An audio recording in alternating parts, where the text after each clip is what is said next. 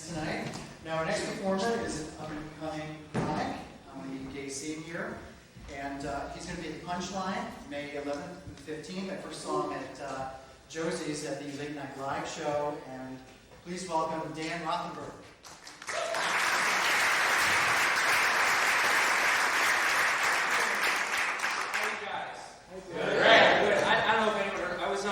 KSAN this morning with Jerry O'Toole. Oh. Yeah. Ooh. Jerry O'Toole. And I was there because I was following these people from Florida who they spoke on the radio. They were promoting what they call straight wear. Seriously. Clothing for people to assert their heterosexuality. Which we can all imagine how that looks. What I found funny is they were also very political about it. They were saying that they're promoting straight pride events. Straight pride? And I'm thinking, like, there's straight pride events every day. It's called, like, the government. Life as we know it. That's not good enough. What are they going to say at a straight pride event? I'm so glad all of you can be here. And we don't care if you're straight, white, or Protestant. The point is we can all come together. And when I see you all out there join hands, I know that one day we can continue to control everything.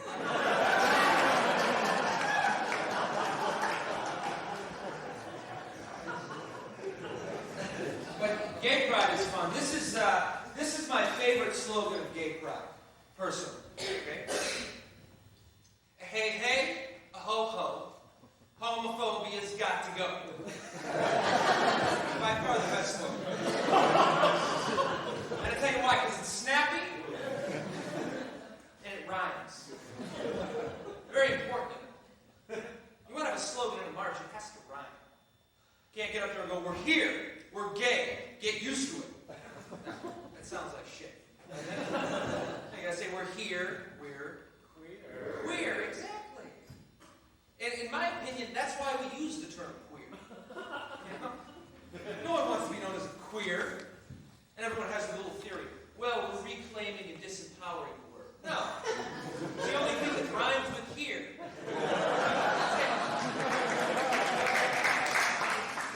And when they first did the march, that slogan, someone complained about it. Someone's like, excuse me, yeah, you work here?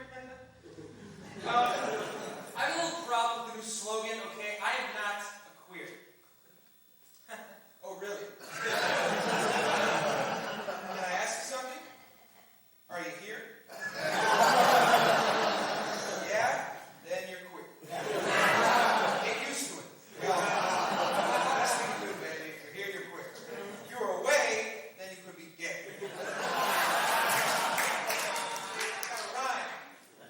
The most common marches you see are to protest homophobia, racism, and sexism.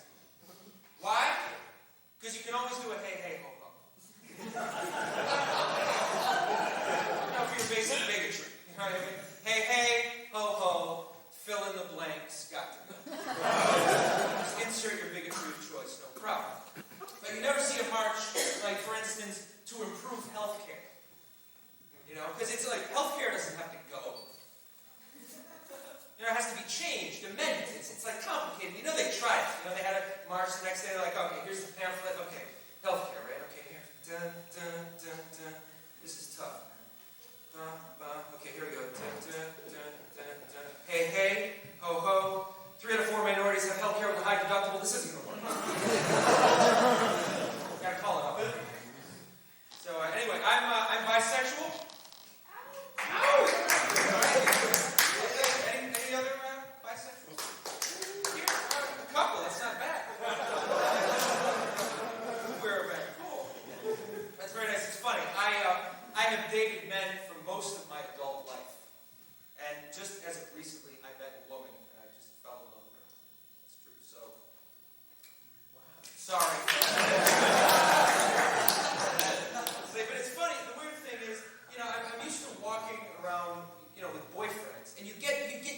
reaction. You know, you don't think about it anymore. People are like looking at you like, And now I walk down the street with my girlfriend, people smile at me. You know, they're like, that fucking offends me. You know what I mean? One time I'm just going to snap. You know, it's like, what the hell are you smiling at?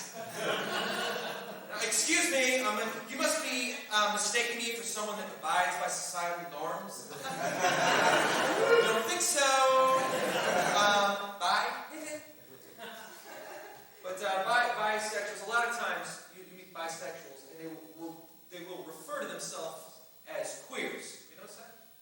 Queer is kind of a label we hide behind because we think some of you might not accept us.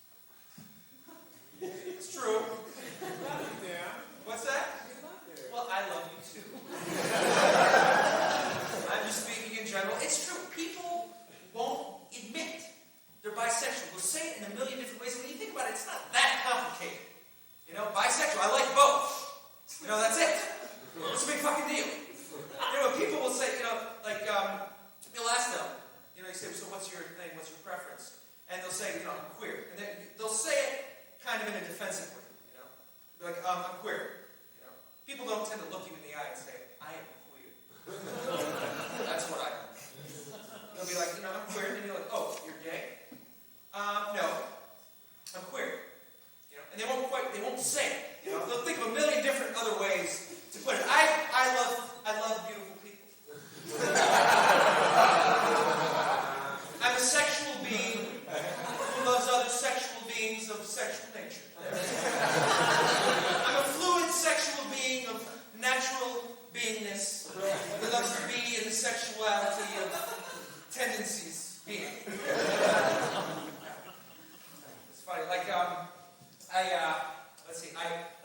when I first got here, I'm from Detroit, Michigan originally. So I wasn't used to the fact that men could cruise each other over. You know what I mean? It's like, I'll never forget the first walk I had down the Castro. You know, it was like the first guy I ran into was like,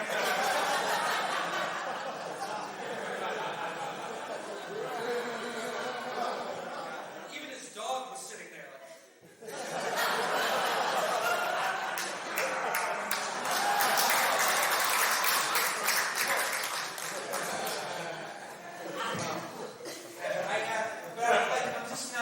I'm not a real aggressive guy. Like, it doesn't matter who I'm in bed with. Like, nothing frightens me more is, you know, when I first got here, I would get in bed with some guys, and they would start off with that, like, seductive, dirty talk. You know what I mean? That's so frightening to me. You want to know what I'm going to do to you?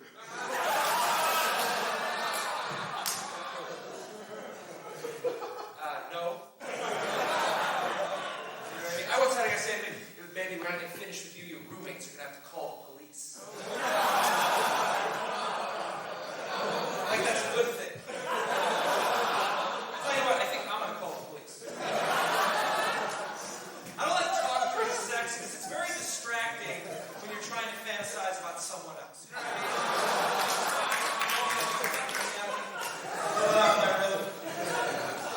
I want to tell you guys a little story while I'm on the subject of dating. This is what I like to call my date from hell. And this was the worst date I've ever had. I saw this guy, and he was in a queer play. He was an actor, actually at this theater.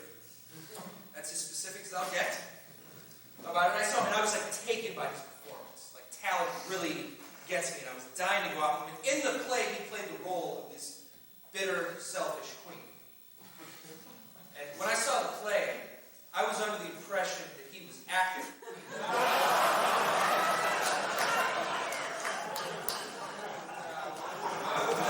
As it turns out, I think he was like toning it down. So I agreed to meet him. I met him at a cafe before, and it was one of these situations right away. It was like bad. You know, I was sorry, but it's tough. Like, you can't end a date after 2 minutes. It's hard. You know, you can't just be like, well, that's enough for me. Just have the food wrapped up. I'm done. Not good. I'm saying, so I bit the bullet. I took him home, which was a mistake. And I'm just, as the evening goes by, I'm less and less into this guy. Finally, it's like 2 in the morning. I said, okay, John, I don't want to do anything. I want to drive you home. Let's talk about this. Now that's an interesting comment. Let's talk about this. Because when you think about it, there's nothing to talk about. You know, I didn't say, I don't want to have sex with you. Now, how do you feel about that? Now, why don't we kick that around a little bit? Maybe you can talk me out of it.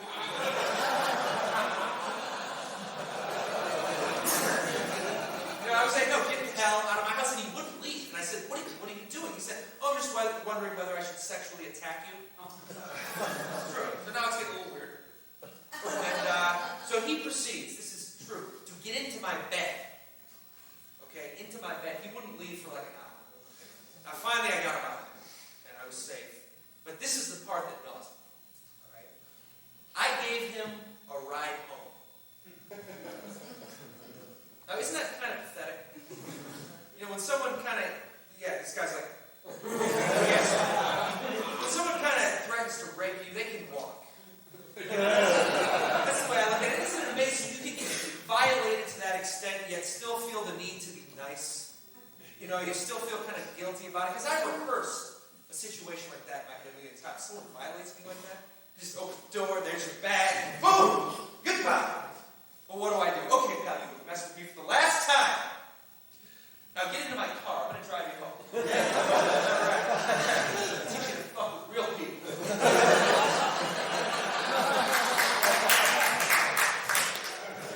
Buckle up. Okay, we're here. Now get the hell out of my life and don't call me. Flash the lights twice so I know you're in safe.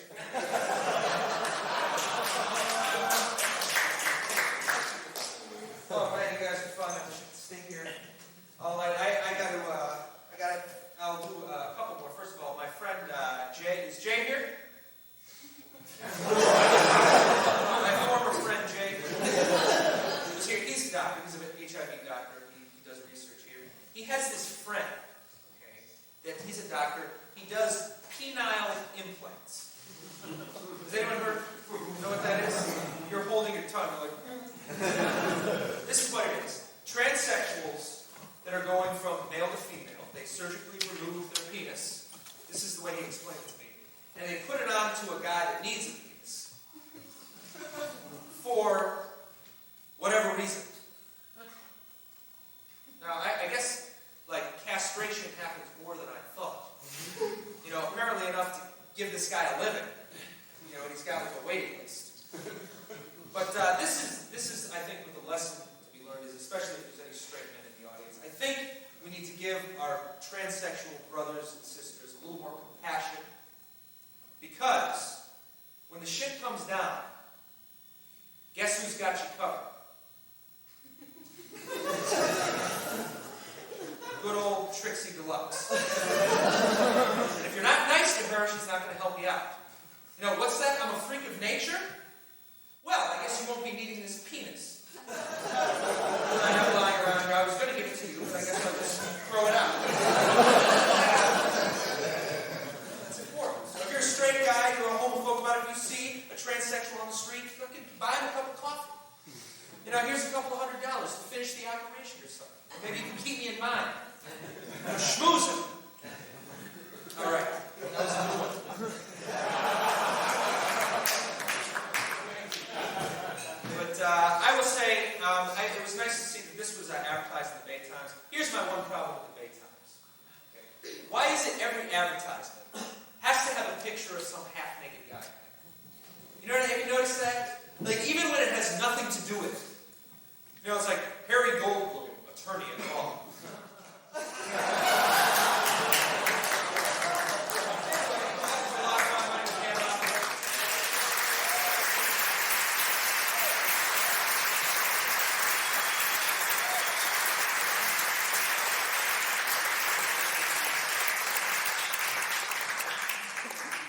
Dan's up and coming, and please go see him at the Punchline. We need to support our gay comics. Bye. Bye.